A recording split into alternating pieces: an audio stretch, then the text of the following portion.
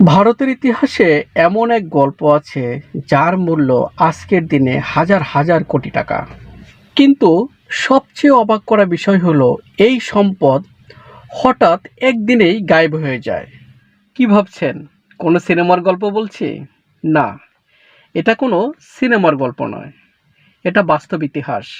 মুর্শিদাবাদের হারানো ধন ভারতের সবচেয়ে পুরনো এবং অমীমাংসিত রহস্যগুলোর একটি। 1757 সালের ঠিক আগের রাতে নবাব সিরাজদৌল্লার গোপন ভোল থেকে সরিয়ে ফেলা হয় অজস্র সোনা রূপা, হীরা জহরত, মোগলদের ব্যক্তিগত সম্পদ এবং বিদেশি মুদ্রা। এই সম্পদের পরিমাণ এতটাই বেশি ছিল যে তখনকার সময়ে ইউরোপীয় পর্যটকরা লিখেছেন মুর্শিদাবাদ তখন লন্ডন বা প্যারিসকেও ছাড়িয়ে যেত সমৃদ্ধিতে। পলাশির যুদ্ধের পর সেই সম্পদ আর ফিরে পাওয়া যায়নি। কোথায় গেল সেই সম্পদ? আজ আমরা সেই রহস্যই খতিয়ে দেখব। অষ্টাদশ শতকে মুর্শিদাবাদ ছিল ভারতের অনানুষ্ঠানিক অর্থনৈতিক রাজধানী। ভাগীরথী নদীর তীরে দাঁড়িয়ে থাকা বড় বড় হাট, কারখানা ও বাণিজ্য কেন্দ্র। প্রতিদিন দেশের বিভিন্ন প্রান্ত থেকে আসত রেশম, মসলিন, সোনা, রূপা। কিন্তু এই বাণিজ্যের শীর্ষে ছিল নবাবী ট্রেজারির বিশাল ভাণ্ডার, যার সঠিক পরিমাণ আজও কেউ জানে না। অনেকেই বিশ্বাস করেন এটাই ছিল ভারতের ধনীতম রাজকোষ। কিন্তু পলাশির যুদ্ধের আগের রাতটা ছিল ইতিহাস বদলে দেওয়া এক রাত। তখনই নবাব সিরাজদৌল্লা গোপনে আদেশ দেন রাজকোষের একটা বড় অংশ সরিয়ে ফেলতে। কারণ তিনি বুঝতে পেরেছিলেন ইংরেজরা যদি যুদ্ধে জিতে এই ধন তাদের হাতে তুলে দেওয়া যাবে না। কিন্তু সমস্যাটা হলো সেই ধন কোথায় সরানো হয়েছিল তার কোনো নির্ভরযোগ্য নথি আজ নেই। কোনো কোনো ইতিহাসবিদ বলেন নদীয়ার দিকে পালানোর সময় লুকানো ছিল। কেউ কেউ মনে করেন রাজমহলের পাহাড়ি গুহায়, আবার কেউ কেউ বলেন নদীর তলায় ডুবিয়ে রাখা হয়েছিল, কিন্তু তারও কোনো প্রমাণ নেই। এবার আসা যাক জগৎ শেঠ পরিবারে, বাংলার সবচেয়ে শক্তিশালী ব্যাংকার গোষ্ঠী। বহু ইতিহাসবিদদের দাবি ইংরেজদের সাথে তাদের গোপন সমঝোতা ছিল। তারা নাকি রাজকোষের গুরুত্বপূর্ণ অংশ নিজেদের অধীনে সরিয়ে রেখেছিল।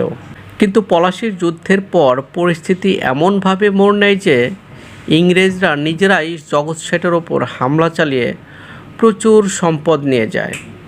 কারো মতে এই সম্পদের একটা বড় অংশ ইতিহাসের অন্ধকারে হারিয়ে গেছে। আসলে কারা ট্রেজারি সরিয়ে ফেলেছিল? সিরাজ না জগৎ শেঠ, নাকি কোম্পানির ভিতরে কেউ? এই প্রশ্নের উত্তর এখনও অজানা। ইস্ট ইন্ডিয়া কোম্পানির সরকারি নথিতে লেখা আছে পলাশির পর নবাবের ধন ইংরেজরা ফোর্ট উইলিয়ামে পাঠায়। কিন্তু আশ্চর্যের বিষয় সেই নথির হিসাব মিলছে না। রাজকোষে যেই পরিমাণ ধন ছিল বলে ধারণা করা হয়, ইংরেজদের রিপোর্টে তার অর্ধেকও নেই। তাহলে বাকি ধন গেল কোথায়? নথি বদলানো হয়েছিল নাকি এর আগেই কেউ ভাগ করে নিয়েছিল? সত্যিটা আজও অজানা। মুর্শিদাবাদে আজও এমন লোককথা প্রচলিত আছে যে ভাগীরথী নদীর তলায় সিন্দুক ভরা সোনা ডুবিয়ে রাখা হয়েছিল। বয়স্ক মানুষেরা বলেন নদীর নির্দিষ্ট জায়গায় নাকি মাঝে মাঝে জলের নিচে সোনার ঝিলিক দেখা যেত। যদিও আধুনিক আর্কিওলজিক্যাল সার্ভে এমন কোনো প্রমাণ পাওয়া যায়নি। কিন্তু চোরা কারবারিরা এখনও গোপনে নদীর তলায় খোঁড়াখুড়ি করে। এতে বোঝা যায় রহস্যটা কতটা জীবন্ত। আরও আছে সিল করা টানেলের গল্প। হাজারদুয়ারি প্যালেসের নিচে নাকি আছে গোপন পথ, যেগুলো আজও খোলা হয়নি। কাটরা মসজিদের নিচে সিল করা কক্ষ আছে, যেগুলোতে কিছু পাওয়া যেতে পারে, কিন্তু সেগুলো খোলা হলে স্থাপত্যের ক্ষতি হতে পারে বলে নিষেধাজ্ঞা আছে। অনেক স্থানীয় গবেষকের মতে রাজকোষের কিছু অংশ হয়তো সিল করা অংশেই লুকিয়ে আছে, কিন্তু সত্য প্রমাণ করার উপায় নেই। সব বিশ্লেষণ শেষে একটা কথা স্পষ্ট, পলাশির পর মুর্শিদাবাদের বিপুল ধন সম্পদ রহস্যময়ভাবে অদৃশ্য হয়ে যায়। সরকারিভাবে যা পাওয়া গেছে তা একদমই অসম্পূর্ণ। যে কয়জন আসল সত্য জানতেন, সিরাজ, মির্জাফর, জগৎ শেঠ, তারা কেউই পুরো সত্য প্রকাশ করেনি। ফলে আজও প্রশ্নটা ঘোলাটে রয়ে গেছে, ধন কি সত্যি নদীর তলায় লুকিয়ে আছে, নাকি ইংরেজরা সব লুট করে নিয়ে গেছে, নাকি রাজ পরিবার অথবা ব্যাংকার গোষ্ঠীর হাতে ভাগ হয়ে গেছে? সত্যটা আজও অজানা।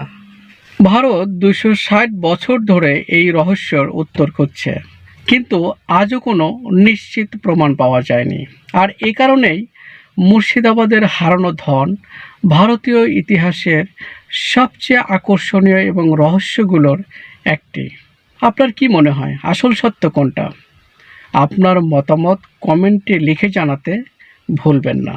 আরও এরকম অজানা ইতিহাস জানতে আমাদের চ্যানেলটি সাবস্ক্রাইব করে রাখতে পারেন। প্রিয় বন্ধুরা, আজকের মতো এ পর্যন্তই। দেখা হবে পরবর্তী ভিডিওতে। সেই পর্যন্ত ভালো থাকবেন, সুস্থ থাকবেন। আল্লাহ হাফেজ।